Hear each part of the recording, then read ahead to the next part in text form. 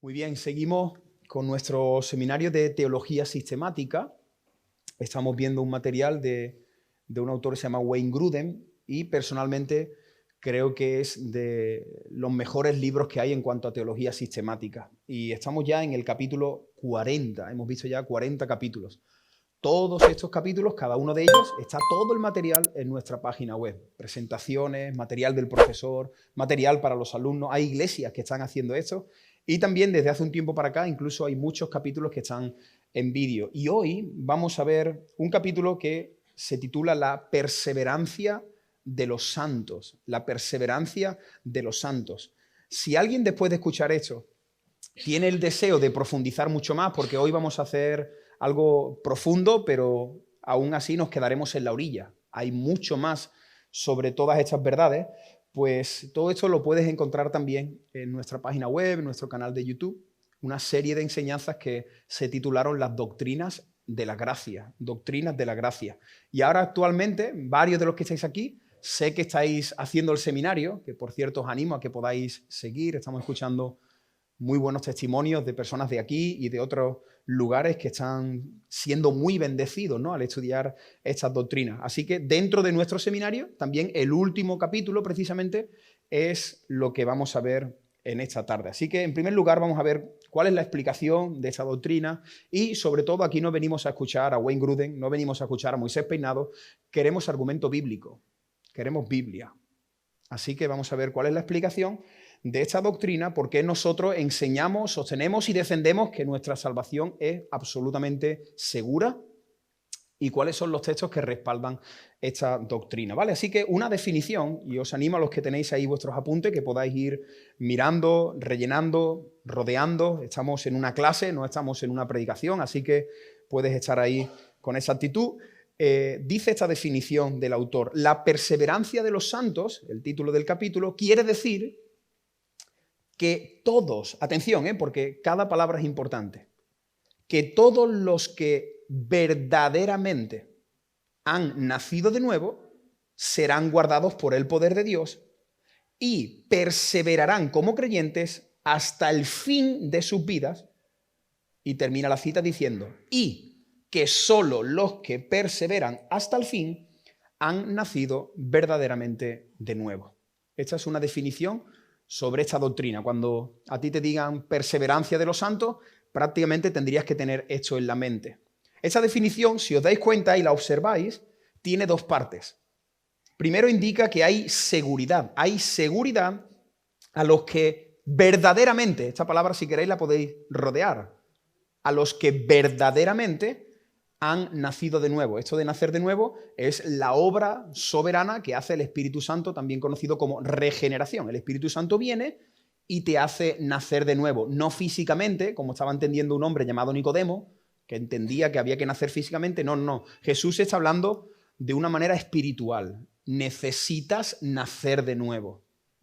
Así que aquellos que han nacido de nuevo, aquellos que verdaderamente han experimentado esto, van a tener esa seguridad. ¿Por qué van a tener la seguridad? ¿Porque ellos lo van a conseguir hasta el final? No, porque el poder de Dios los va a guardar.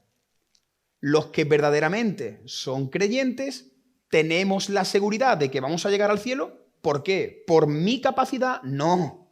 Y menos mal y gloria a Dios que no es por mi capacidad, sino tenemos nuestra seguridad porque el poder de Dios nos va a guardar hasta que lleguemos al final. Y con certeza creemos que vamos a vivir con Cristo por toda la eternidad. Esa es la primera parte de la definición. Pero la segunda parte indica claramente que continuar, perseverar en la vida cristiana es una de las marcas, es una de las evidencias, es un fruto que verdaderamente yo he sido un creyente, que he nacido de nuevo, ¿vale? Así que vemos estas dos partes en la definición. Primero, que aquellos que son verdaderamente creyentes, el Señor los va a guardar, y la segunda parte de la definición es que si eres un verdadero creyente, vas a ser un verdadero creyente hasta el final. Vamos a ir desmenuzando todo este estudio. El primer punto A dice: todos los que en realidad han nacido de nuevo perseverarán hasta el final. Los que en realidad han nacido de nuevo esos van a perseverar hasta el fin. Y hoy, como verás si tienes ahí tus apuntes, vamos a ver muchos textos bíblicos, pero me gustaría que los vieras con detenimiento, porque muchas veces leemos la Biblia muy rápido y no nos capta la atención algunas palabras. Así que hoy quiero que algunos textos te asombren. Dice Juan, capítulo 6, del 38 hasta el 40. Vamos a ir leyendo lentito, ¿vale? Mira lo que dice la Biblia hablando Jesús. Porque he descendido del cielo no para hacer mi voluntad, sino la voluntad del que me envió. Y ahora a continuación te dice cuál es esa voluntad. Y esta es la voluntad del Padre, el que me envió. Que de todo lo que me diere, no vamos a entrar, pero aquí ya vemos el tema de la elección, todo lo que me diere, lo que el Padre me diere, no pierda yo, si puedes rodear estas dos letras, ¿quién no lo va a perder? El Señor. No pierda yo nada, sino que lo resucite en el día postrero. Qué bonito, ¿no? Qué hermoso este texto. Y continúa diciendo, y esta es la voluntad del que me ha enviado, que todo aquel que ve al Hijo y cree en Él tenga vida eterna, y nuevamente esta palabra que hay que rodear, y yo le resucitaré en el día postrero. En este pasaje Jesús está diciendo que todo aquel que cree en Él tendrá vida eterna.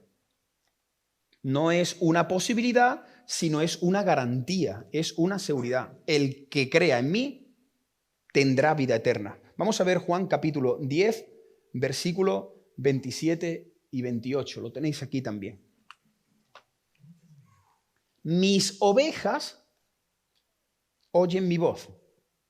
Aquí podríamos ver que hay alguien que son de sus ovejas y otros que no son de mis ovejas. Es como si yo digo, mis hijos se vendrán conmigo esta noche en el coche. Mis hijos. Estoy diciendo en ese momento que todos aquellos que no sean mis hijos no entrarán en el coche. Así que si os dais cuenta, dice, mis ovejas oyen mi voz, las conozco y me siguen, perseverancia. Versículo 28. Yo, otra vez, no tú, yo les doy vida eterna y no perecerán jamás, ni nadie las arrebatará de mi mano. Seguridad de salvación. Nadie te arrebatará de la mano del Señor. Ni el diablo, ni el mundo, ni tú mismo. Nadie las arrebatará de mi mano. Versículo 29. Mi Padre que me las dio, otra vez, elección. Mi Padre que me las dio, ¿a quién? A mis ovejas. Mi Padre que me las dio es mayor que todos y nadie las puede arrebatar de la mano de mi Padre. Mira el texto. ¿En manos de quién estamos? Mira el texto. ¿En manos de quién estamos? Mira el texto. ¿En manos de quién estamos? Venga, responde. ¿En manos de quién estamos? En manos del Padre. ¿Y en manos de quién? Y en manos del Hijo. O sea que no solo estás en las manos del Hijo. Dice, nadie las arrebatará de mi mano. Y luego dice, nadie las arrebatará de la mano de mi Padre. ¿Dónde estamos? Estamos en las manos del Dios Trino. No te escapas del Dios Trino. Toda la Trinidad está actuando para que tu salvación sea segura. El Espíritu Santo trabaja, el Hijo trabaja, el Padre trabaja, toda la Trinidad nos tiene en las manos de la Trinidad, por decirlo de alguna manera, para que esto se cumpla. Así que aquellos que han sido escogidos por el Padre, elegidos por el Padre, no se perderán y obtendrán la salvación eterna. Así que en última instancia, nosotros podríamos decir que nuestra salvación está en las manos del Padre, en las manos del Hijo, y por ese motivo creemos en la seguridad de la salvación. ¿Bien? ¿Hasta aquí? ¿Sí? ¿Me estáis siguiendo? Nosotros creemos en la seguridad de salvación porque la salvación no está en mis manos. En última instancia, mi salvación está en las manos del Hijo, que ha prometido que Él no me va a perder, y mi salvación está en las manos del Padre, que ha prometido que nadie va a arrebatar de su mano a una de sus ovejas, ¿no? Así que, bueno, vamos a ir viendo otros pasajes. Juan capítulo 3, versículo 36. El que cree en el Hijo tiene vida eterna. Rodea estas tres palabras. Tiene vida eterna. Ahora, el que rehúsa creer en el Hijo, el que niega a Cristo, no verá la vida, sino que por el contrario, la ira de Dios estará sobre él. Siempre hay estas dos opciones, ¿no? El que tiene al Hijo tendrá la vida eterna, el que no experimentará el lugar de tormento, la ira de Dios sobre él. Juan capítulo 5, versículo 25. De cierto os digo, cuando se repite esto, está haciendo un énfasis, está diciendo, esto es importante. De cierto os digo, el que oye mi palabra y cree al que me envió, otra vez, rodea estas tres palabras, tiene vida eterna. Y no vendrá a condenación, mas ha pasado de muerte a vida. Tercer y último texto, Juan capítulo 6, versículo 47. De cierto os digo, el que cree en mí tiene vida eterna. Puedes rodear de nuevo estas tres palabras. ¿Por qué he dicho que en los tres versículos rodeéis el tiene vida eterna? Porque si os dais cuenta, en cada texto que hemos leído se nos da una afirmación. Tienes vida eterna. ¿Te has dado cuenta que el texto no dice tendrás vida eterna? ¿Entendéis? Hay una gran diferencia. Si el texto dijese, de cierto os digo que el que cree en mí tendrá vida eterna. Si dijera tendrá vida eterna, está hablando de un futuro. Pero aquí te está diciendo que ya la tienes. Nosotros podemos disfrutar de la eternidad desde ahora. Nosotros podemos incluso ya saborear la eternidad. Por eso cuando lo estamos pasando mal, nosotros podemos echar mano de la vida eterna. Esa verdad, esa realidad, ¿me entendéis? Cuando lo estoy pasando mal, yo no tengo que estar pensando, bueno, a ver si llego, si no llego. No. Señor, en medio de mi situación yo me puedo gozar, puedo tener paz y puedo tener esperanza porque sé que la tengo. Tengo la vida eterna. Primera de Juan, capítulo 5, versículo 13. Dice el apóstol Juan escribiendo a la iglesia, estas cosas os he escrito a vosotros que creéis en el nombre del Hijo de Dios, ahí dice para quién es ese texto, para los creyentes, para que sepáis, ¿lo ve? Para que lo sepamos que tenéis vida eterna y para que creáis en el nombre del Hijo de Dios. Así que Juan le está escribiendo a una iglesia, a los creyentes, le dice, hermano, os estoy escribiendo esto para que os acordéis, para que sepáis que tenéis la vida eterna, no que la tendréis, no que es una posibilidad, no que quizás si tú consigues alcanzarla. No, ya la tienes. Romanos capítulo 8, versículo 30. Mira este texto que ya lo estuvimos estudiando hace mucho tiempo. Y a los que predestinó, a estos también llamó. Y a los que llamó, a estos también justificó. Y a los que justificó, a estos también glorificó. Te animo a que puedas rodear estas cuatro palabras que son muy importantes. No me quiero desviar mucho, pero si os dais cuenta, este texto prácticamente que resume gran parte de lo que conocemos como las doctrinas de la gracia. ¿Lo veis aquí en este texto? Porque va desde un extremo del péndulo hasta el otro extremo. A los que predestinó, la predestinación es antes de que tú lo conocieras, esta palabra predestinación, algo que ha sucedido en la eternidad pasada. El Señor ha predestinado a los que luego iba a llamar. Este llamamiento es cuando se te presenta el Evangelio. A los que predestinó, a esos llamó. Y estuvimos viendo que hay un llamado eficaz, ¿no? Nosotros llamamos a todo el mundo, predicamos a todo el mundo, pero aquellos que han sido predestinados por el Dios Padre, cuando escuchen el Evangelio, van a ser llamados internamente a través del Espíritu Santo. Hay un versículo en Marcos, lo estuvimos viendo, que dice que Jesús subió al monte, estuvo toda la noche orando y dice que cuando descendió, llamó así a los que él quiso y vinieron a él, dice el texto. Llamó así a los que él quiso. ¿Y qué sucede si Jesús te llama? Que vienes a él. Así que en este texto vemos que Dios predestinó a esas personas que predestinó en un momento puntual de su vida. Les llamó, ¿cómo les llamó? A través del Evangelio. Dios salva por medio de la predicación del Evangelio. Y a esos que ha llamado, Cristo los ha justificado. Ya estuvimos viendo qué es esto de la justificación. La justificación es el acto legal que Cristo hizo en la cruz del Calvario. En la cruz del Calvario, Jesús perdonó y pagó todos nuestros pecados, pasados, presentes y futuros. Esto es un espectáculo. Nosotros, yo tengo 39 años, pues el Señor ha perdonado todos los pecados que yo voy a cometer hasta que mi corazón deje de latir. ¡Qué alegría! Ahora, el que es un personaje, el que es un sinvergüenza, permitidme esta expresión, dice, ¿que el Señor me ha perdonado todo? Sí, el Señor te ha perdonado todo. Pues entonces voy a pecar. El que piensa así realmente no tiene al Señor. Porque si tú entiendes que el Señor te ha perdonado, tú ahora por amor y por agradecimiento no vas a decir, pecaré para que sobreabunde tu gracia, dice el apóstol Pablo, ¿no? Porque sabía que este pensamiento podía llevar a algunos creyentes a ese terreno. De hecho, hay muchas iglesias y pastores que no quieren enseñar esto de la seguridad de salvación. ¿Sabéis por qué? Porque dicen, es que si les enseñamos a los creyentes que son salvos, siempre salvos, ¿y si se descuidan y se van a pecar? Entonces eso es una señal de que realmente el Espíritu Santo no está dentro de ti, porque dice la Biblia que aquel que ha nacido de Dios, que tiene el Espíritu Santo, no practica el pecado. Peca todos los días, pero no lo practica, no está deseando pecar. Así que mira este texto, es impresionante. El Señor nos predestina. Él en un momento de tu vida salió y te llamó, por eso estuvimos estudiando el otro día la providencia de Dios, cómo Dios movió un montón de situaciones para llamarte. Después de llamarte, Él te da la buena noticia, te he justificado, ninguna condenación hay para los que están en Cristo Jesús, y termina el último punto, que es la doctrina que estamos estudiando. Aquellos que el Señor predestinó, llamó y justificó, el Señor los glorificó. Y eso tira hacia la eternidad futura. Seremos glorificados.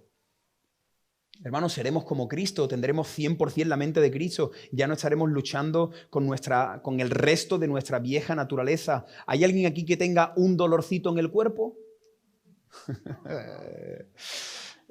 ¿Dos dolorcitos? ¿Quién tiene dos? ¿Quién da más? Hay gente aquí que tienen 15 dolorcitos. Pues el Señor te va a glorificar. El Señor te va a glorificar. Y digo esto medio en broma, pero de verdad, cuando vienen los dolorcitos en el cuerpo y cuando vemos que ya el cuerpo no va respondiendo, yo tengo que pensar y no tengo que quejarme y hay que ver. No, tengo que pensar que estoy en un mundo caído, que tengo un cuerpo que no es el mío y que el Señor, ese cuerpo final, me va a glorificar, me va a glorificar. Por eso están los dolorcitos. Así que cada vez que tengas el dolorcito, en la rodilla, en el lumbago, donde quiera que tengas el dolorcito, acuérdate que el Señor te va a glorificar. El Señor te va a glorificar. Algunos se han puesto más contentos de saber que van a tener un cuerpo sin dolorcitos que de la seguridad de la salvación de sus almas. Pero bueno, dice aquí, más evidencia, aquí tenéis que anotar algunas palabras, más evidencias de que Dios guarda seguros por la eternidad a los que han nacido de nuevo es el sello que Dios pone. Este sello te dice aquí cuál es ese sello. ¿Cuál es ese sello? Ese sello es el Espíritu Santo, que está en nosotros, que también actúa como la garantía de Dios de que recibiremos la herencia que se nos ha prometido. ¿Veis este párrafo? Dice que hay un sello, te dice cuál es ese sello, el sello es la persona del Espíritu Santo, y tener la persona del Espíritu Santo en tu interior es la garantía de que tú vas a recibir la herencia que Dios ha prometido. Eso lo vemos en Efesios capítulo 1, versículo 13 y 14. Dice, en Él también vosotros, habiendo oído la palabra de verdad, el evangelio de vuestra salvación, y habiendo creído en Él, aquí está, mirad, fuisteis sellados con el Espíritu Santo de la promesa, que es las arras de nuestra herencia hasta la redención de la posesión adquirida para alabanza de su gloria. Hemos sido sellados con el Espíritu Santo y el Espíritu Santo es las arras de nuestra herencia. La palabra griega que se traduce para arras, la tenéis aquí, dice que es un término legal y comercial que quiere decir primer pago, un depósito, una cuota de entrada o una promesa. Eso es lo que significa arras en el griego. Te doy un depósito, te doy un primer pago, te doy una cuota de entrada, te hago una promesa y esto lo que representa Es un pago que obliga a la parte contratante a hacer pagos adicionales. Mirad, he estado mirando en nuestro diccionario para que veáis que esto que dice la Biblia del Espíritu Santo es prácticamente lo mismo que entendemos nosotros por el concepto de arras. ¿Alguien aquí en alguna ocasión ha tenido que dar arras para reservar un piso, un terreno, verdad? Pues dice que el contrato de arras es un documento que se firma durante la compraventa de una vivienda. En él, tanto el comprador como el vendedor manifiestan su voluntad de llevar a cabo la operación y se comprometen a finalizarla en un plazo determinado de tiempo. Cada uno dice, mira, con estas arras tienes que pagarme en un mes, en 3 meses, en 6 meses, ponen un tiempo determinado. Y a su vez, el comprador entrega una suma de dinero para reservar la vivienda. Así que esto es algo muy maravilloso porque Dios, como arras, lo que nos ha entregado es a su Espíritu Santo. Él ha metido en nuestro interior al Espíritu Santo. Hermano y hermana, escucha. Tú y yo hemos sido sellados con el Espíritu Santo. Si tú tienes el Espíritu Santo, escucha. Nunca va a salir de ti el Espíritu Santo. Nunca. Moisés, ¿y si peco y peco y peco? Si eres un verdadero hijo de Dios, el Espíritu Santo nunca va a salir de ti. Puede vivir contristado, apagado, puede estar durante muchos años sin experimentar al Espíritu Santo y Él está dentro de ti. Pero si realmente Él ha metido al Espíritu Santo, Él te ha sellado. Tú has sido reservado para Dios. No sé si te alegra esto. Pero Dios ha reservado tu vida. Y Dios no ha dado un dinero. Dios ha metido dentro de ti a la tercera persona de la Trinidad. Dios no ha comprado un piso, Dios te ha comprado a ti. A ti. Tú eres del Señor. Dice la palabra, somos del Señor. Es fuerte esta expresión. Somos del Señor. Aunque tú vivas algunos días como si no fueses del Señor, eres del Señor. Le perteneces porque Él te ha comprado. Y Él, como esa marca, como esa arras, ha dejado en tu interior al Espíritu Santo. O sea, Él se ha venido a vivir dentro de ti. Una especie de ocupa espiritual. El Señor se ha metido dentro de ti y ha dicho, en un plazo determinado yo voy a venir por ti, voy a terminar la obra que he realizado. Vas a estar conmigo. Te voy a llevar a mi presencia por los siglos de los siglos.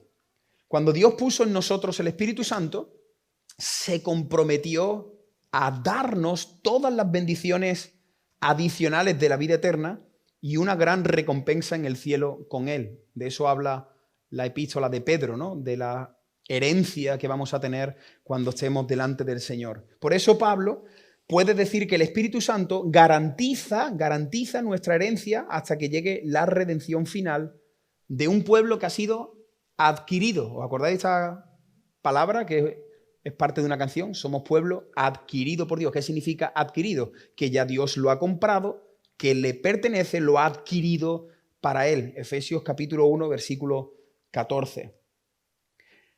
Filipenses capítulo 1, versículo 6. Cuando Pablo entiende estas verdades, él no habla con términos donde duda de su salvación. No dice, no sé si llegaré, depende de mí. No, dice, estando persuadido de esto, estando convencido, estoy completamente seguro de que el que comenzó, y Pablo reconoce que la obra la comenzó el Señor, el que comenzó en vosotros la buena obra, ¿quién la va a perfeccionar? Él la va a perfeccionar hasta el día de Jesucristo. Así que incluso en nuestro proceso de santificación, que nosotros cooperamos en el proceso de santificación, pero también sabemos que el Señor lo que se ha propuesto hacer en nosotros lo conseguirá, ¿no? También este pasado domingo estábamos hablando de eso. El Señor cumplirá sus propósitos en nuestras vidas. Primera de Pedro, capítulo 1, versículo 5. ¿Por qué creemos en la seguridad de salvación? Mira lo que dice Primera de Pedro. Que soy guardado por el poder de Dios. Ya estuvimos hablando de esto en la primera definición, ¿no? Que hicimos al principio de este estudio. ¿Por qué estoy seguro de mi salvación? Porque yo soy guardado por el poder de Dios mediante la fe, y dice aquí para alcanzar. Aquí si puedes rodear ese para, la vamos a alcanzar. Aquí este texto te dice que el Señor te va a guardar para que lo alcances.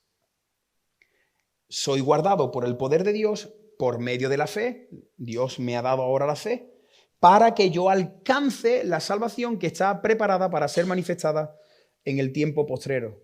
Hermanos, aquí la palabra guardado en el original, en el griego, es phroureo. Phroureo es la palabra que utiliza aquí el apóstol Pedro. Y esta palabra, este término, significa impedir que escapen. O sea, el Señor te va a proteger de tal manera que Él va a impedir que tú escapes o protegerte de ataques. Es un término que se utilizaba sobre todo en cuanto a términos así de guerra, de militar, ¿no? Yo te protejo, yo te guardo, tú no te escapas, pero tampoco voy a permitir que alguien venga a dañarte. Así que ese es el término original que Pedro escribió, inspirado, por supuesto, por el Espíritu Santo, ¿no? El Señor te va a guardar para que tú no te deslices, para que tú no pierdas la salvación y para que nadie te la robe. Ese es el término. Te voy a custodiar, te voy a proteger, voy a vigilar, voy a guardarte.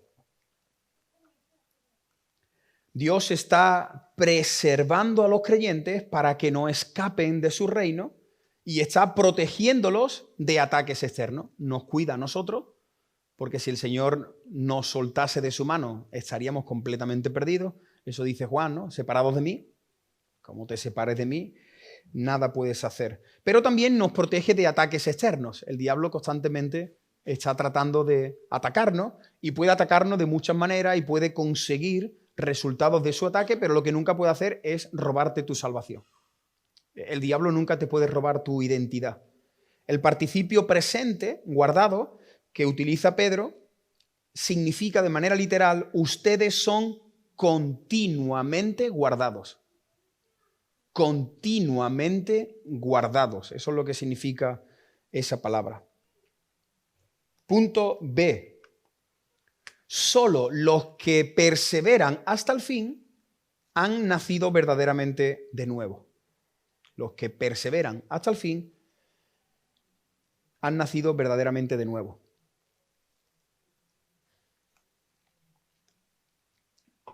Juan 8, 31 y 32. Dijo entonces Jesús a los judíos que habían creído en él: si vosotros permanecéis en mi palabra, seréis verdaderamente mis discípulos. O sea, aquí Jesús está no poniendo una condición, sino poniendo una evidencia. Porque, claro, por eso muchas veces hay estos textos, como veremos algunos de ellos, que se pueden interpretar de dos maneras. Por eso, como hemos dicho en varias ocasiones, siempre hay dos posturas. Por lo menos, como mínimo, hay dos posturas casi en todas las doctrinas del cristianismo, ¿no? Por eso estamos a veces divididos, ¿no? Y tenemos diferentes posturas. Porque aquí uno puede decir, bueno, pero tengo que permanecer yo. Ya, pero es que te acabo de decir que Dios te va a guardar. Por eso un texto no lo puedo aislar, sino que tengo que coger lo que dice este texto, pero luego tengo que coger el resto de los textos que dice la Biblia para poder entender este texto. Por eso hay veces que hay algunos textos en la Biblia que parece que la salvación se pierde. Pero cuando esos textos aparecen, no está enseñando que la salvación se pierda. Lo que está enseñando es la responsabilidad que tiene el hombre de cuidar su salvación. Y ahí es donde mucha gente, permitidme esta expresión, se hace un cacao. Porque es que aquí lo que dice, no, dice eso porque tienes que esforzarte en la gracia. Tienes que esforzarte, tienes que negarte a ti mismo, tomar la cruz. Pero si finalmente tú no lo haces, el Señor te va a cuidar, te va a proteger. Así que Jesús dice, vais a permanecer en mi palabra y eso va a ser una señal de que verdaderamente eres un discípulo mío. Conoceréis la verdad y la verdad os hará libre. Jesús aquí está dando la advertencia de que una evidencia de la fe genuina es continuar en la palabra, continuar creyendo, no llegar a un momento de apostatar, ¿no? Si tú llegas a un momento donde dices, a mí me comieron la cabeza de chico, yo no creo en Cristo, yo estaba allí, sí, estuve 15 años, pero yo no creo ni en Jesús, yo me bauticé porque mi padre me obligó, pero que yo realmente no creo. Si tú llegas a un momento donde de corazón dices eso, realmente no eres salvo. Y no es que, ahora lo veremos, me estoy anticipando, no es que hayas perdido la salvación, es que nunca fuiste. Que ese es otro tema también que veremos ahora. Pero quizás conocemos a alguien, ¿verdad? Que ya después de muchos años te lo encuentras y dice, nada, eso fue una etapa de mi vida, yo no quiero saber nada, de hecho no creo en Dios, Cristo, a mí me comieron la cabeza. Bueno, si esa persona, que a veces nosotros tenemos que tener cuidado porque a lo mejor lo puede estar diciendo enfadado y en su corazón cree. Por eso al final yo animo a toda persona a que no digamos, este está en el cielo o este no está. Cuando estemos allí nos vamos a llevar un montón de sorpresas, porque la salvación es del Señor. Y lo que pasa en lo más profundo del corazón, ¿quién lo conoce? ¿Quién sabe lo que conoce en un corazón, lo que sucede en un corazón 2 segundos antes de morir? Que la persona ha muerto y ha pasado algo en su interior y no se lo ha dicho a nadie. Y yo soy de los que creo, esto no lo puedo sostener con un argumento bíblico, pero que Dios, cuando el ser humano ya se ve que se está muriendo, ahí pasan muchas cosas, ¿eh? Ahí pasan muchas cosas en el corazón. Y me encanta que al final de la vida de Jesús, ahí había 2 ladrones que cuando se vieron ya que estaban muriendo, ahí pasó algo en el corazón de uno y dijo, acuérdate de mí. Y por cierto, el que más fe tuvo de todas las personas que se encontraron con Cristo durante 3 años fue ese ladrón. Porque creer que uno que está muriendo desnudo al lado tuya es el Señor y Salvador, eso sí que hay que tener fe, ¿no? Porque uno puede tener fe cuando ha visto a Lázaro resucitar, pero cuando tú estás viendo un hombre desnudo que está muriendo como tú, que tú tengas una fe de que esa persona que está ahí muriendo es el Señor y el Salvador. Me voy que voy a predicar del texto ese. Que predico del ladrón, ¿eh? Así que una evidencia es que continúo creyendo y una evidencia es que obedezco sus mandamientos. Mateo capítulo 10, versículo 22, ahí lo tenéis. Dice, mira, seréis aborrecidos de todos por causa de mi nombre. Ya estamos viendo esto en la serie de Hechos, ¿no? Sufrimiento, oposición, burla, rechazo. Aquellos que somos verdaderos creyentes, en este mundo no cuadramos. Somos una piedra en el zapato para muchos incrédulos, ¿no? Vamos a ser aborrecidos. Más el que persevera hasta el fin, este será salvo. El creyente sufre por Cristo. Y cuando calientan el horno de esta sociedad, no dice, bueno, pues yo, no, estoy dispuesto a sufrir por el Señor. No puedo tunear el Evangelio, no puedo maquillar la palabra de Dios. Si me toca sufrir, me toca sufrir. Esto dice la palabra de Dios, pero te digo que te retractes, te digo que no, esto es lo que dice la palabra de Dios y estoy dispuesto a sufrir. Eso es una señal de que realmente has nacido de nuevo y le perteneces al Señor. Pablo sabe que aquellos cuya fe no es real, a la larga van a dejar de participar en el sufrimiento y en la comunión con la iglesia, ¿no? Colosenses capítulo 1, versículo 22. En su cuerpo de carne, por medio de la muerte, para presentarnos santos y sin mancha e irreprensibles delante de él, todo esto resume el término de la justificación, si en verdad permanecéis fundados y firmes en la fe y sin moveros de la esperanza del evangelio que habéis oído, el cual se predica en toda la creación que está debajo del cielo, del cual yo, Pablo, fui hecho ministro. Una manera, aquí a continuación dice, una manera en que sabemos que hemos venido a la fe genuina en Cristo es si continuamos en la fe hasta el fin de nuestras vidas. Sé que estoy repitiendo, pero quiero que estos conceptos queden muy claros, ¿vale? Ahora, este texto que antes me he anticipado. Mirad este texto que interesante. Primera de Juan, capítulo 2, versículo 19. Y aquí seguro que si te pones a pensar te van a venir nombres de personas. Dice, salieron de nosotros.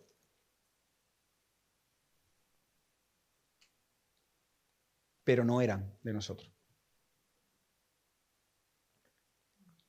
Y dice Juan, ¿por qué? ¿Por qué no eran de nosotros? Porque si hubiesen sido de nosotros, habrían permanecido con nosotros. Pero salieron para, aquí está el pero, y luego el pero salieron para que se manifieste o se manifestase que no todos son de nosotros. Y este texto es muy fuerte. Este texto es un texto paralelo al Señor, Señor, en tu nombre hicimos. Nunca os conocí. Son textos paralelos. Vienen a decir lo mismo. Gente que parece que es, pero que no es. Gente que ofrenda, que canta, que es bautizado, que es miembro de una iglesia.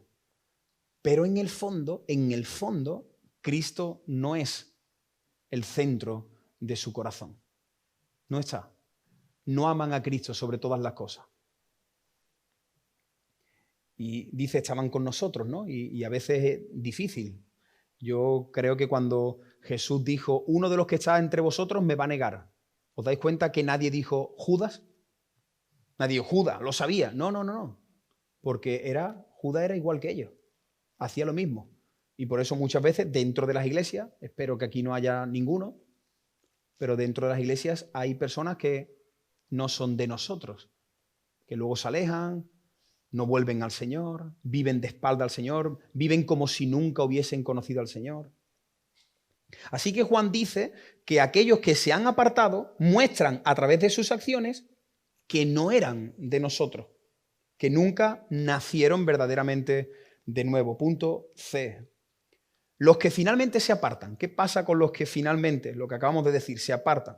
Pueden dar muchas señales externas de conversión. Una persona puede haberse apartado y tú dices, pero es que yo lo escuché predicar. ¿Ya?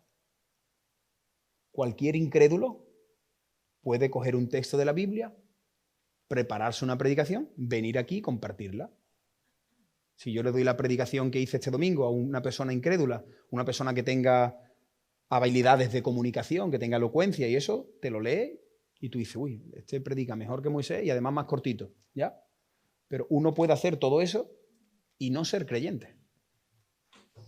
Dice Gálatas capítulo 2, versículo 4, y esto a pesar de los que, mira qué interesante, falsos hermanos. O sea que hay falsos y hay verdaderos. Falsos hermanos introducidos a escondida que entraban para espiar nuestra libertad que tenemos en Cristo Jesús para reducirnos a esclavitud. Aquí Pablo está hablando en un contexto donde había personas judaizantes y personas que se estaban metiendo, introduciendo dentro de la iglesia para de manera escondida intentar volver y sacar a la gente de la gracia y del evangelio para llevarlo al judaísmo, enseñando falsas doctrinas. Pero bueno, lo que quiere decir el término es que puede suceder que dentro de una congregación haya falsos hermanos. Segunda de Corintios capítulo 11, versículo 26. En camino muchas veces, ¿no? Hablando Pablo, dando una lista de todo lo que ha sufrido por el Señor, por el ministerio, en peligro de río, de ladrones, de nación, de los gentiles, en la ciudad, en el desierto, en el mar. Peligro entre falsos hermanos. Muchas veces los falsos hermanos son los que más atacan, los que más acusan, los que más daño hacen, así que hay que tener cuidado porque uno puede decir, ¿será este un falso hermano? ¿Será un hermano verdadero? Pero Pablo dice, no, yo he sufrido por falsos hermanos. Mateo capítulo 7, versículo 21, lo he mencionado también hace unos minutos, ¿no? No todo el que me dice, Señor, Señor, entrará en el reino de los cielos, sino ¿quién? El que hace. La salvación no es por obra, pero se demuestra a través de las obras. Acuérdate de esto. La salvación no es por obra, pero yo demuestro que soy salvo haciendo cosas. Muéstrame tu fe sin tus obras y si no tu fe estará muerta. Muchos, esto me da temor esta palabra, muchos me dirán en aquel día, Señor, Señor.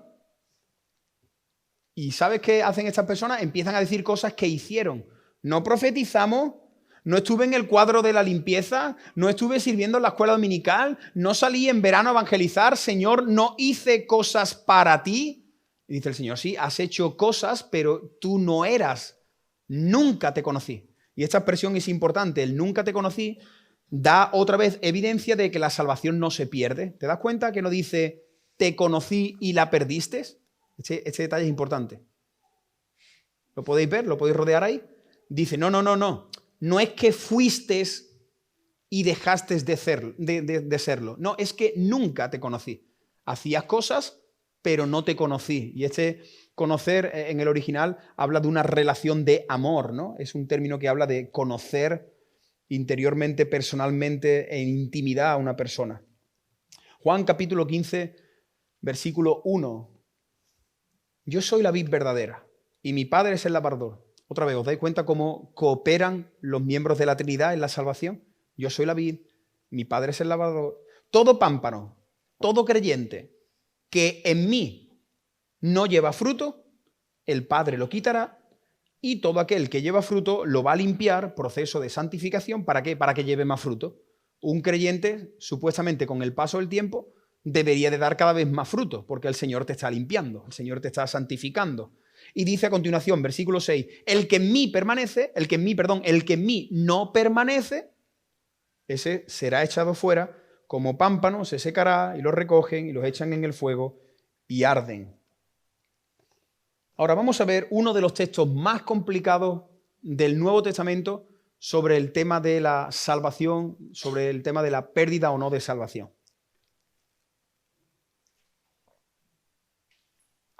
Y aquí tenemos que reconocer que este texto, si te lo coge alguna persona que domine muy bien el libro de Hebreos, nos puede tambalear o puede hacernos dudar de lo que estamos enseñando en esta tarde. Este es uno de los pasajes que más se utilizan aquellas personas que quieren defender que la salvación sí se puede perder.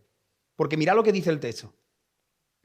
Porque es imposible que los que una vez fueron iluminados y gustaron el don celestial y fueron hechos partícipe del Espíritu Santo y asimismo gustaron de la buena palabra de Dios y los poderes del siglo venidero y recayeron, sean otra vez renovados para arrepentimiento, crucificando de nuevo para sí mismo al Hijo de Dios y exponiéndolo a vituperio.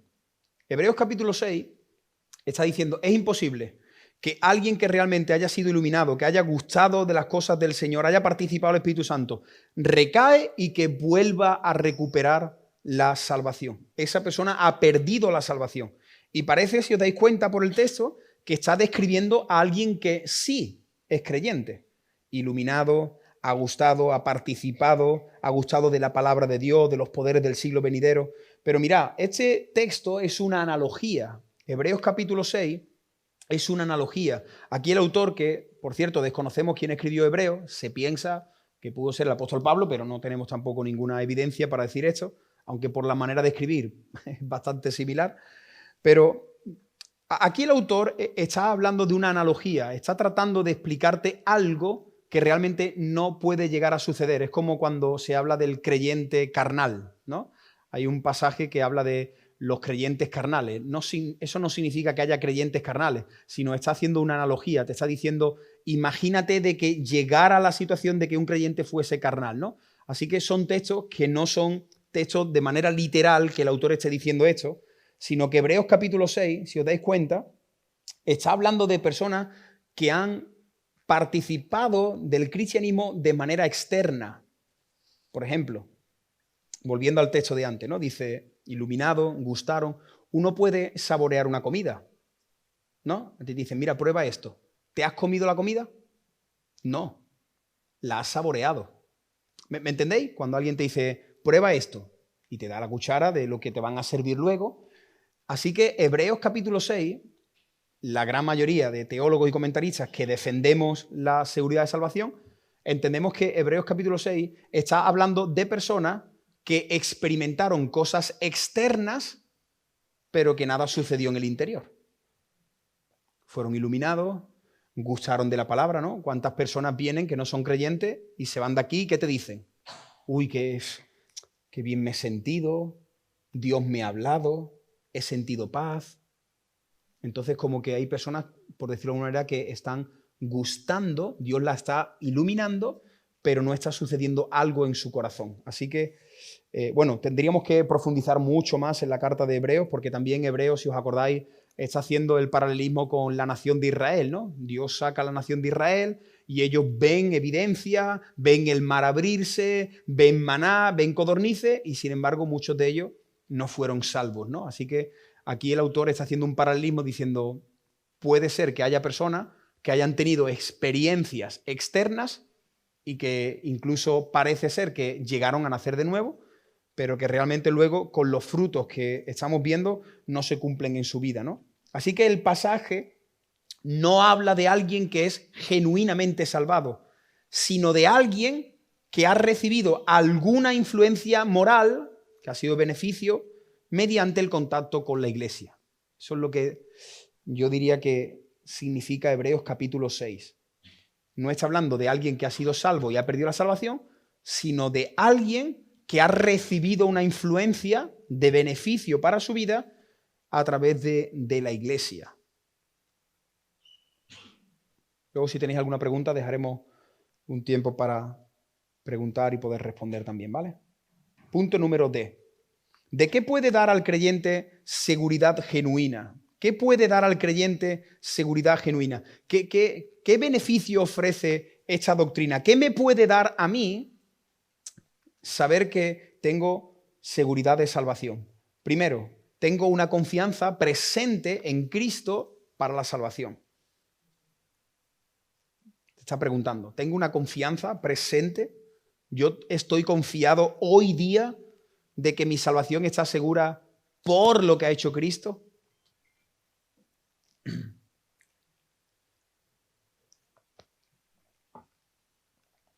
Mirad este párrafo que dice aquí el autor.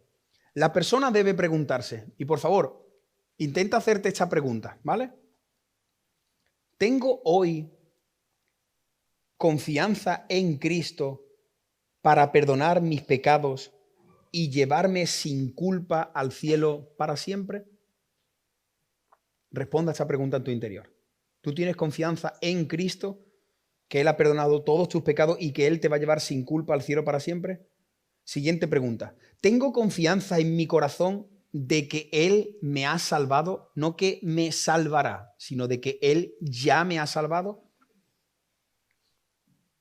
Y continúa diciendo, si yo muriera esta noche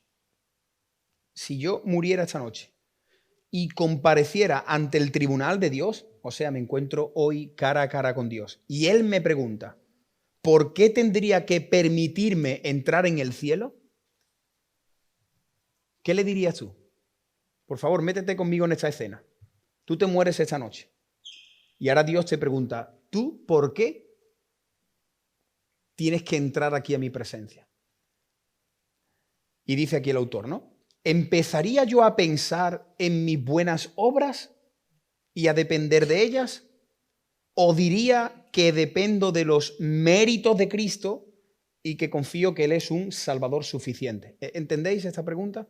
Si tú te encuentras cara a cara con Dios esta noche y te dice el Señor, ¿por qué tienes que entrar aquí?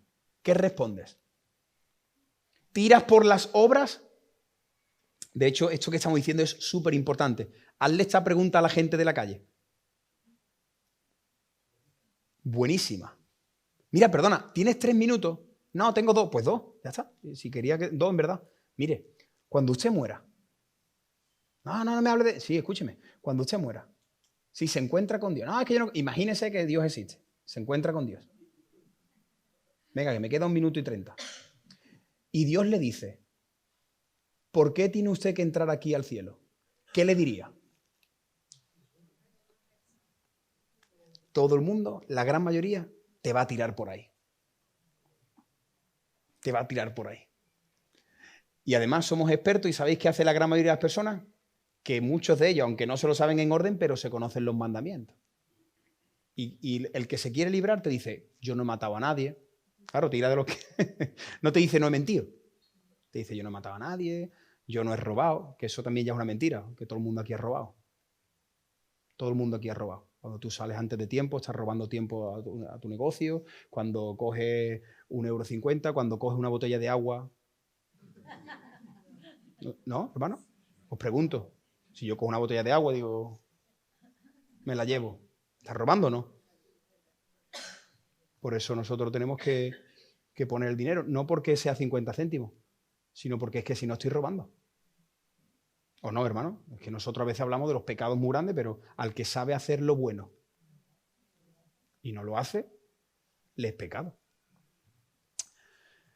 Entonces, esto es muy interesante. Y yo os pregunto a vosotros, cuando llegue ese momento donde el Señor te diga, ¿por qué tú tienes que entrar aquí? ¿Tú te imaginas que tú le dices, bueno, es que, Señor, yo estuve yendo a los 2 turnos? ¿Tú sabes lo que es eso? A las 8 de la mañana me levanto, llego allá a las 9 para tocar, llego a mi casa a las 4 de la tarde. Señor, es que yo todos los años, desde que me convertí, todos los años, me he leído la Biblia al menos una vez. ¿Tú te imaginas que tú le dices eso al Señor? Señor, es que yo he orado, es que yo he ofrendado. ¿Y cuántas personas en este mundo creen que si algún día se encuentran con Dios, van a poder entrar por cosas que han hecho. Hermano, eso es terrible. Porque sí, quizás Dios te puede decir, sí, es verdad, has hecho todo esto. ¿Te muestro ahora todo lo que también has hecho? ¿Lo ponemos en una balanza? Y por cierto, yo creo, estoy casi convencido que si en una balanza pusiéramos las cosas buenas y las malas, hay más malas. Porque Dios juzga las malas incluso con la mente, ¿no? Lo que nuestra mente quiere, nuestro corazón, la envidia, el orgullo, el enfado.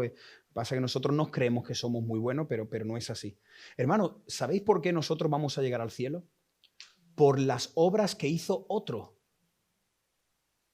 Así que delante de Dios, tú le dirás al Señor, Señor, yo no soy digno de entrar aquí. Yo no merezco estar aquí. Pero yo creo que puedo estar aquí por lo que Cristo hizo a mi favor. Al final al cielo, escucha, al final al cielo sí se entra por obras. ¿Qué dice Moisés? Sí se entra por obras, por sus obras. Está interesante. No por tus obras, porque tus obras están mezcladas, pero las obras de Cristo son perfectas. Así que al final, al cielo, al final, sí se entra por obras, pero por las obras de otro. Porque Cristo vivió nuestra vida, ¿no? Entonces, por sus obras, las pone a mi cuenta y ahora yo sí puedo entrar. Así que guardaros esta pregunta. Esta es interesante para soltarla en un tiempo de café con la familia, en una conversación. Mira, una pregunta. Si te mueres y Dios te dice, ¿por qué entras aquí? ¿Qué le dirías? Y acuérdate que te van a responder esto. Segundo, ¿hay evidencia de una obra regeneradora del Espíritu Santo en mi corazón? ¿Hay una evidencia de que el Espíritu Santo ha hecho algo en mí? ¿Hay una evidencia? Yo mismo cuando miro para adentro me doy cuenta de que realmente Dios ha hecho una obra en mí o yo soy evangélico. Dice aquí, primero, hay un testimonio del Espíritu Santo en nuestros corazones, otra vez, dando testimonio de que somos hijos de Dios. Romanos 8, 1 Juan capítulo 4. O sea, en nuestro interior hay una voz que ya no es la voz de la conciencia, sino que es la voz del Espíritu Santo, y dentro de ti el Espíritu Santo te dice, tú eres hijo de Dios. Esto sé que es complicado de poder explicar y de argumentar, ¿no? Pero dice la Biblia que aquel que ha nacido de Dios sabe que es hijo de Dios. O sea, es como que es una convicción que uno tiene. No sé cómo explicarlo con más profundidad, pero el Espíritu Santo da testimonio de que somos hechos hijos de Dios. Así que en tu interior hay un peso, una convicción, una voz que te dice, tú eres. Ahora, el diablo es experto en hacerte dudar. Siempre. Fíjate, si es que Adán y Eva veían a Dios cara a cara y el diablo les quiso hacer dudar. Así que a ti también te va a hacer dudar. ¿Quién aquí, no levantemos la mano, quién aquí no ha atravesado una crisis de fe? ¿Quién aquí no ha pensado, yo no soy, que no soy, que no soy, que no soy, que es que yo me he convencido de que soy? Pero luego cuando pasa todo eso, cuando escuchas la palabra, cuando cantas una canción, cuando te hablan de Cristo, sí soy. Sí soy. Sí soy. ¿Habéis pasado por ahí?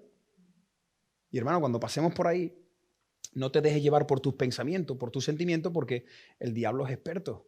Pero luego tienes que mirar atrás y decir, sí soy, sí soy. Si es que yo en el fondo yo amo a Cristo. Es que yo creo que en esa cruz murió el Hijo de Dios por mí. ¿No? Ahora si tú dices, no, Moisés, que no, que yo he mirado y me di cuenta que no, que ni amo a Cristo, que no lo amo de verdad, que no lo amo, que yo no me emociono, yo no me he emocionado nunca en una predicación.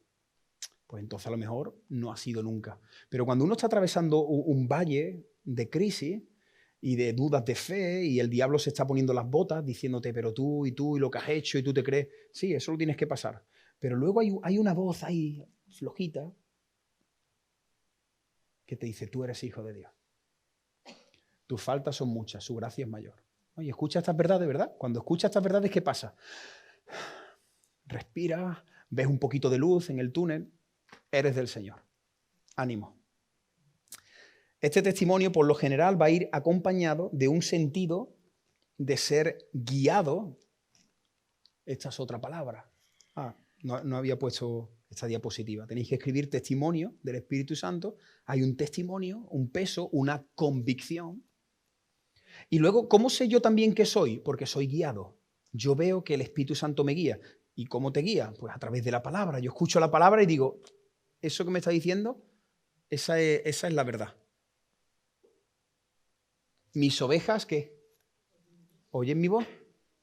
¿Y qué hacen? Me siguen. A veces nos resistimos, a veces como una cabra pegamos una patada, a veces somos como Jonás y hacemos así, te dice el Señor para allá y tú dices, no, Señor, me voy para allá. Pero en el fondo tú dices, yo sé que esto que estoy haciendo no es la voluntad del Señor. Yo conozco creyentes que están pecando y te dicen, yo sé que esto ¿no conocéis? Yo sé que esto no le agrada al Señor. Un montón de personas, jóvenes que están y dicen, yo sé que esto estoy haciendo, no, lo quiero hacer y lo estoy haciendo y Dios me está permitiendo que lo haga, pero yo sé que esto no está bien, porque eres guiado por el Señor. Una persona incrédula hace algo y no dice, yo sé que esto está mal, sino que su conciencia, como dijimos también, su conciencia no le señala, porque la conciencia está ligada a la palabra. Entonces, cuando nos predican la palabra, mi conciencia, la nueva mente de Cristo con el Espíritu Santo, te dice, Moisés, eso que estás haciendo, tú lo estás haciendo, pero sabes que está mal. Y eso es una evidencia de que tengo el Espíritu Santo dentro de mí. Qué bonito. Y si el Espíritu Santo genuinamente está obrando en nuestras vidas, otra evidencia más, Él va a producir rasgos del carácter que Pablo llama el fruto del Espíritu Santo.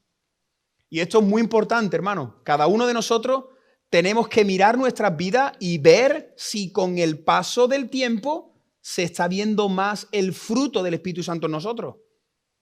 A ver si aquí solamente van a estar pasando los años, envejeciendo, y no estás viendo que cada vez el Señor está santificando más tu vida. Porque se tiene que ver, se tiene que ver. Y cuando yo no puedo juzgar 100%, ni saber qué hay en el corazón, pero cuando yo veo a un creyente y observo su vida 8 años después y veo que no hay ni un poquito de fruto, yo no le voy a decir, pero voy a decir, hermano, en 8 años no ha cambiado tu carácter. Porque dice la Biblia que el que comenzó la va a perfeccionar.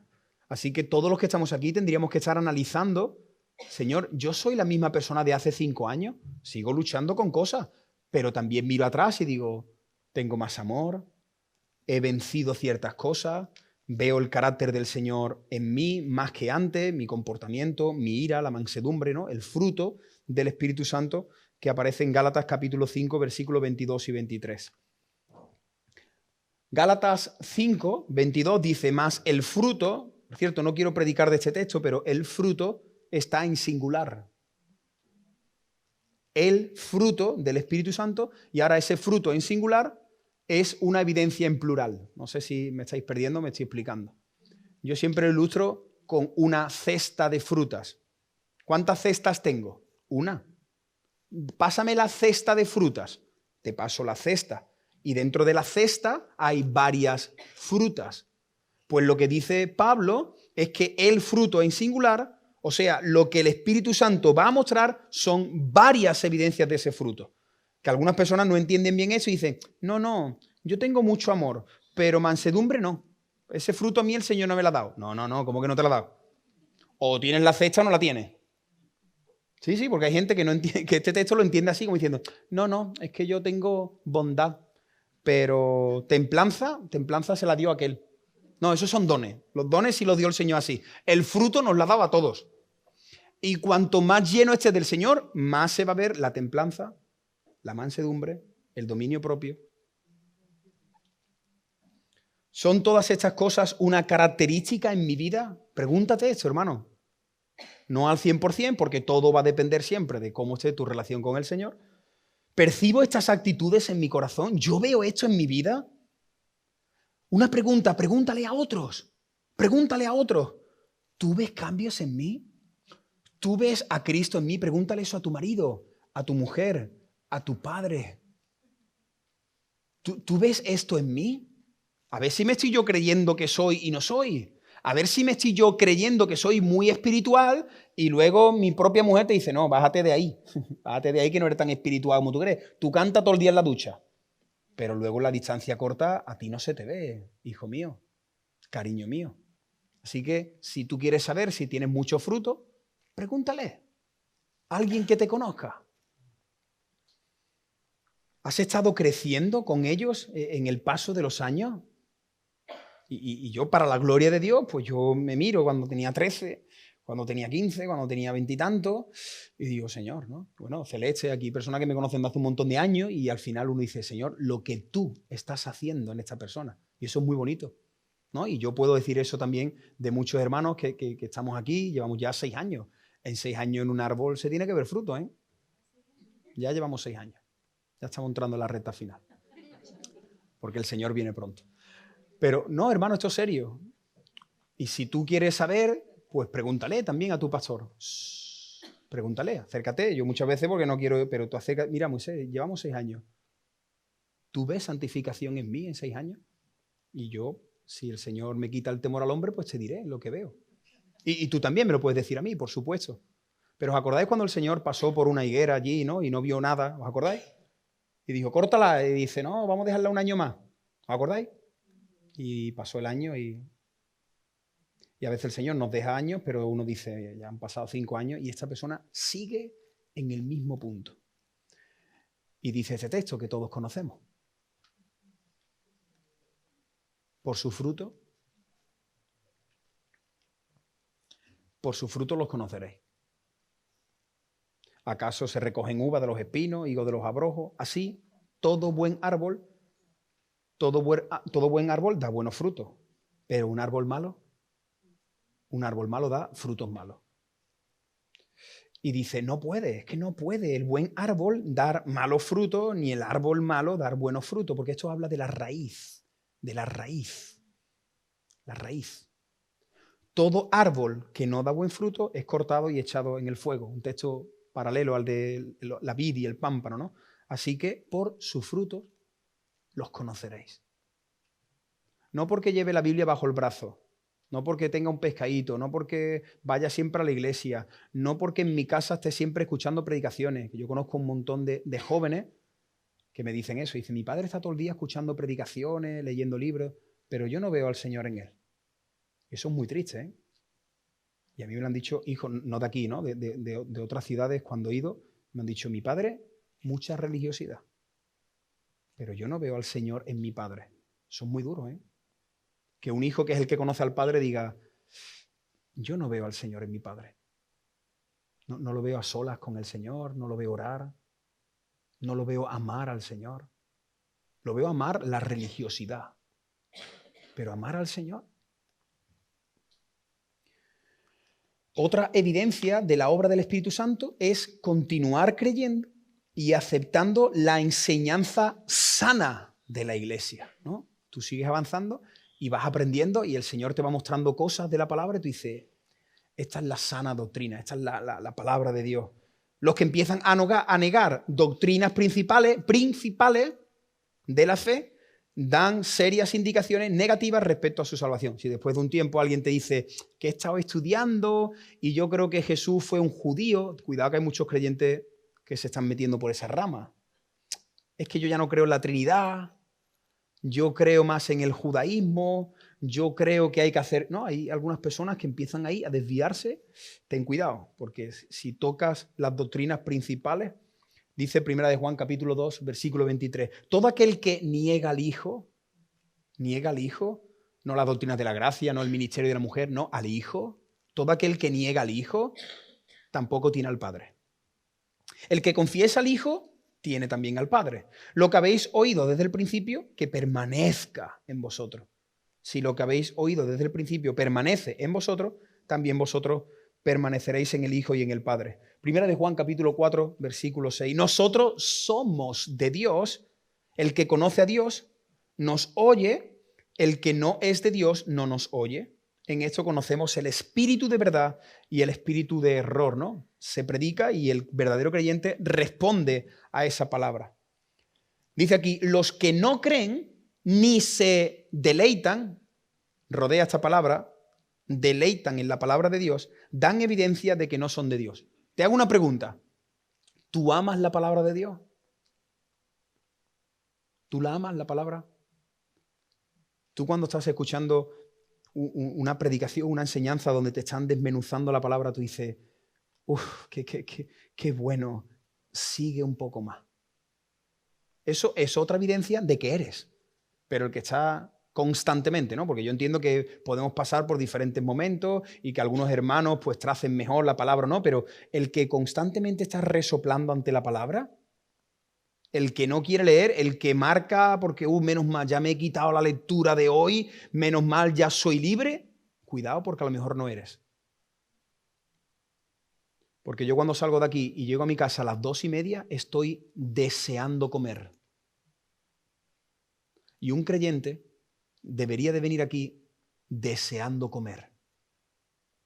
Pero si venimos aquí y no vengo deseando comer, puede pasar una vez, dos, un tiempo. Pero si tú constantemente, no, a mí me gustan las canciones, por eso mucha iglesia, venga, cancioncita, cancioncita. Sí, pero ¿y la palabra? ¿Te gusta estudiar la palabra? ¿Te gusta escuchar que alguien te explica la palabra de Dios para tu vida? Otra evidencia de si eres o no. Dice, la salvación genuina es una relación presente y continua con Jesucristo. Presente y continua, ¿no? Tengo una relación presente y continua. Juan capítulo 15, permaneced en mí y yo en vosotros. Como el pámpano no puede llevar fruto por sí mismo si no permanece en la vid. La importancia de permanecer, de estar conectados al Señor.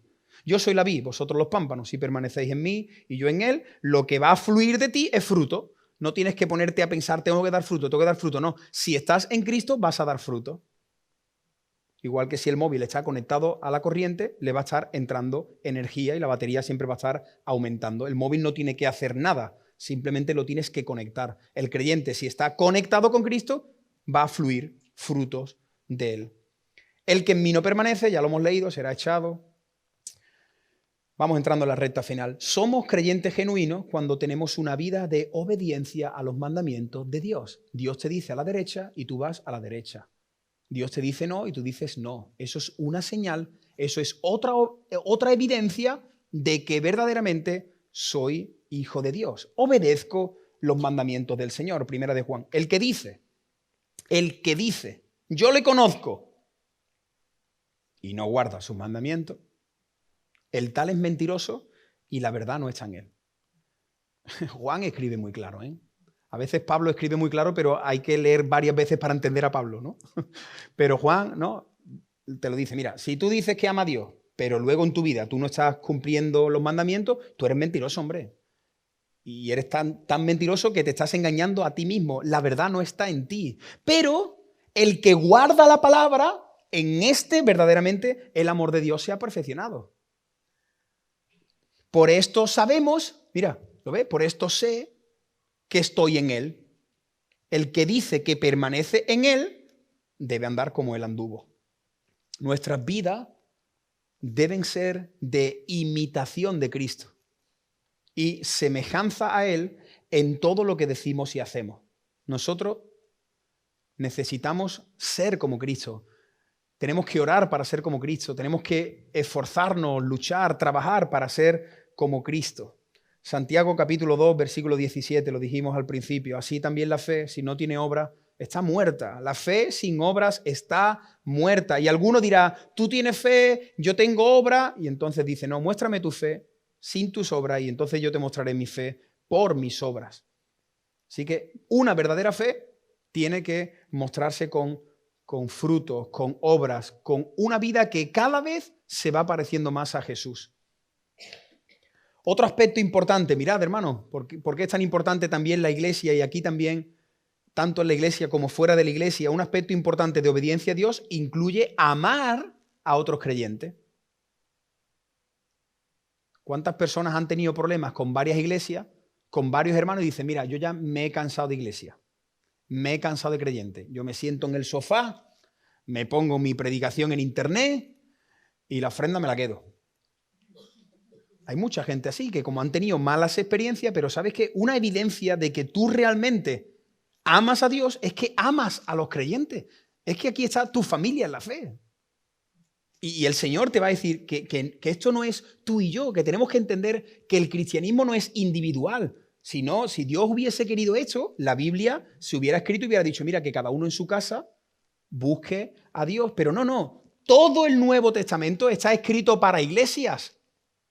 Hay que estar muy ciego, muy miope espiritualmente para no ver la importancia de la iglesia local, no la iglesia universal, que ahora a todo el mundo le gusta la iglesia universal. No, es que yo soy de la iglesia universal y Jesús es tu pastor, pero es que la Biblia habla del unos a otros. Amaos unos a otros, sobrelleva las cargas, exhortaos, animaos, alentaos. Así que una evidencia de que realmente soy un verdadero creyente es que voy a amar a otros creyentes. Dice Primera de Juan, el que ama a su hermano, ese permanece en la luz y en él no hay tropiezo. Nosotros sabemos que hemos pasado de muerte a vida en que amamos a los hermanos. Y ahora te lo pone en negativo. El que no ama a su hermano, permanece en muerte. Otra evidencia más. Una evidencia de este amor es continuar en la comunión cristiana, que es lo que estoy mencionando. Tienes que amar a los creyentes y tienes que continuar. No dejaos de congregaros, como algunos tienen por costumbre, guardad el día del Señor, congregaos, tenemos que estar juntos, ¿no? Primera de Juan capítulo 2, 19, salieron de nosotros, pero no eran porque hubiesen permanecido con nosotros. Aquí el énfasis está en la importancia de la comunión con la iglesia, la comunión con los creyentes. Y una última evidencia, podríamos decir mucho más, pero hermanos, una última evidencia, la tenéis ahí, ¿verdad? Es dar al necesitado. Tanto al hermano como al no hermano, cuando uno puede dar, dice el texto, ¿no?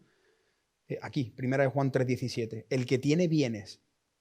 Y hermano, aquí está la clave. Si tienes, hermano, si no tiene, ¿qué voy a dar? No tengo, o ahora estoy yo más apurado. Pero el que tiene. Y a veces tenemos que pensar, ¿qué hacemos con 10.000 euros en el banco? ¿Qué hacemos con todo lo que tenemos? ¿Vale? Por supuesto, hay que ahorrar, hay que invertir, hay que pensar, vale, todo eso. Pero también tienes que decir, Señor, dame sabiduría para administrar lo que tengo. Porque, hermano, si te mueres hoy, todo lo que tienes será de otro. Esto es fuerte. Si tú te mueres hoy, todo lo que tú tienes va a ser de otro. Y por cierto, esto es lo que más divide a la familia. Cuando yo me muera, mi familia no se va a dividir porque va a mirar lo que tengo y va a decir... Pero no, pero los que tienen, ya no sé si habéis tenido ese tipo de experiencia. Ya este más y ahora quién se queda con esto y yo quiero y ahora el terreno y ahora el piso y el coche y esto. ¿No? Hay un pasaje donde uno dice que ponía su alegría en todo lo que tenía, ¿no? Abrió, miró todo lo que tenía y le dijo a su alma, alma mía, ¿no? Hablándole a su alma, bebe, regocíjate en todo lo que tiene, ¿no? A veces como cuando uno está de vacaciones y pone la tumbona y se sienta y mira, ¿no? Y dice, las vacaciones. O cuando uno mira su coche o cuando uno mira su casa, ¿no? Y hay un momento ahí de recreación, de placer, donde uno mira lo que tiene y el corazón se alegra. Pero ¿sabes qué te dice el Señor? Necio. Todo eso que tú estás viendo, esta noche vienen a pedirte tu alma. Y todo eso que tú estás viendo, tú dices, ¡ay, qué bien me está quedando! Todo eso que te está dando a ti alegría, seguridad, placer, esta noche será de otro. Por eso que de verdad que el Señor nos dé sabiduría para administrar las cosas. No estoy diciendo ahora que tengamos que vivir como los primeros creyentes, entregando todo, pero sí que dice el texto. Mira el texto, no Moisés, el texto dice, el que tiene bienes de este mundo y ve a su hermano, lo ve, que tiene necesidad, y cierra contra él su corazón, ¿cómo mora el amor de Dios en él? Es fuerte este texto, ¿eh? El que tiene. Tú abres la nevera y la tienes llena. Y abres el armario y ropa aquí, allí y en el trasero. Tienes, el que tiene. Y sabes que hay un hermano aquí que sabes que no tiene, y no es porque no esté trabajando, ¿no? Porque también este es otro tema. Hay otra gente que va por ahí y dice Pablo, que Pablo es el que no trabaje, que no coma. Porque también hay que tener cuidado. Que luego hay mucha gente que se mete en las iglesias y van así. Y yo tuve en una antigua iglesia, bueno, en la primera iglesia, como si yo hubiera estado en 8 iglesias, en otra iglesia tuvimos un problema muy grande con esto. Que había una persona que tenía mucho y era súper generosa y todo el mundo iba allí a pedirle. Hasta que yo una vez pasé por allí y vi a una persona que estaba pidiendo y la cogí así, antes de que le abrieran la puerta. Digo, la última vez que le pide a esta persona, una mujer anciana, que lo que tenía te lo daba. pero abusaban ya de ella. Así que nosotros tenemos que tener tacto y sabiduría con esto. Pero aquí está apuntando al corazón. Y hermano, tengamos cuidado porque la riqueza, abrir la mano, trata de experimentarlo. Intenta este domingo dar un poco más de ofrenda. Te va a costar. Te va a costar. Intenta coger eso y decir, toma para ti. Cuesta. Cuesta mucho. Y la Biblia dice que de tal manera Dios nos ha amado que Él ha dado. Así que yo tengo que pensar, Señor, ¿en qué lugar están los bienes de este mundo? Tercer punto, ¿veo un patrón de crecimiento a largo plazo en mi vida cristiana? Lo que hemos dicho antes, ¿no? ¿Yo veo crecimiento en mi vida o no? Segunda de Pedro 1:5, vosotros también, poniendo toda diligencia por esto mismo, añadid a vuestra fe virtud, ¿lo ves? Dice, añadid a vuestra fe virtud, a la virtud conocimiento, al conocimiento dominio propio, al dominio propio paciencia, piedad, afecto. Qué bonito este texto, ¿no? Ir añadiendo. Tiene que ir creciendo tu fe, tu santificación. En algunas iglesias, en lugar de enseñar la presentación completa y equilibrada de la doctrina de la perseverancia de los santos, que es lo que hemos estado enseñando, los pastores a veces han enseñado una versión diluida, que en efecto le dice a las personas que todos los que una vez hicieron una profesión de fe y fueron bautizados están eternamente seguros. Te explico este párrafo. ¿Cuántas iglesias enseñan que si la persona viene aquí al frente y repite una oración, ya es salva? En estos 6 años que llevamos aquí, ¿habéis visto? Creo que no sé si lo hemos hecho en alguna ocasión, pero ¿habéis visto que domingo tras domingo yo le digo a las personas, levanta tu mano, ven aquí y repite conmigo? ¿Habéis visto esa dinámica aquí? No. Porque a veces esa dinámica trae más confusión. Si esa persona Dios la ha tocado, esa persona el domingo que viene va a estar, y luego va a estar, y luego va a tener hambre, y ya va a dar evidencia de que es, y luego pues hay que orientarla, discipularla. Pero en la Biblia no vemos en ningún pasaje que se le diga a la persona, levanta tu mano, ven aquí y repite conmigo. Y esa dinámica genera mucha confusión, porque hay gente que cree que repitiendo una oración ya son salvos, pero luego en su vida no ven ninguna de estas marcas. Y ellos están convencidos de que son salvos porque levantaron la mano y repitieron una oración. Entonces están confundidos. Yo soy salvo cuando veo todas estas marcas poquito a poco dándose en mi vida, ¿no? El resultado, continúa la cita diciendo, es que algunos que no se han convertido genuinamente pueden pasar al frente al final de un sermón para profesar fe en Cristo. Y luego pueden ser bautizados, pero poco después dejan el compañerismo de la iglesia, llevan una vida que no se diferencia en nada de la que vivían antes de obtener esta seguridad eterna. De esta manera a la gente se le da una seguridad falsa y se les está engañando cruelmente para que piensen que están yendo al cielo cuando en verdad no lo están. ¿Cuánta gente dice, no, yo voy a ir al cielo porque en tal campamento acepté al Señor el último día, levanté la mano, repetí una oración? Sí, eso está muy bien. ¿Hay evidencias en tu vida de que eso fue real? No, entonces no eres. Y terminamos aquí.